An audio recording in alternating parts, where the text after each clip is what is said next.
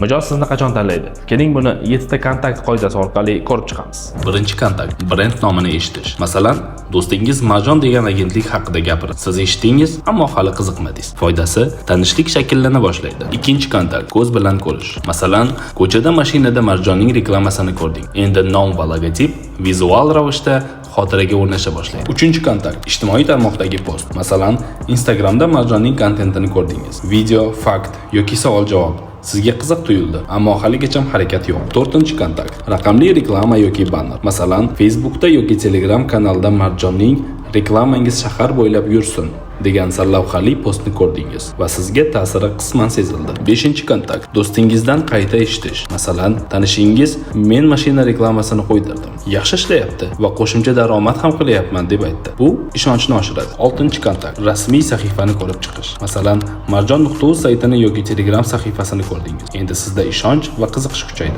7-kontakt to'g'ridan to'g'ri aloqa. Masalan, siz menejerga yozdingiz yoki qo'ng'iroq qildingiz va savol berdingiz. Endi Marjon brend bilan munosabat qurildi. Ya'ni bu degani qaror qabul qilishga tayyorsiz. Nima uchun bu 7 ta kontakt kerak? Birinchi marta ko'rgan odam e'tibor bermaydi. Ikkinchi marta tanish tuyuladi. Uchinchi marta qiziqadi. To'rtinchi marta izlay boshlaydi. Beshinchi marta ishonadi. Oltinchi marta taqqoslaydi. Yettinchi marta qaror qabul qiladi. Marjon reklama agentligi bu 7 ta kontaktni qanday ta'minlab beradi?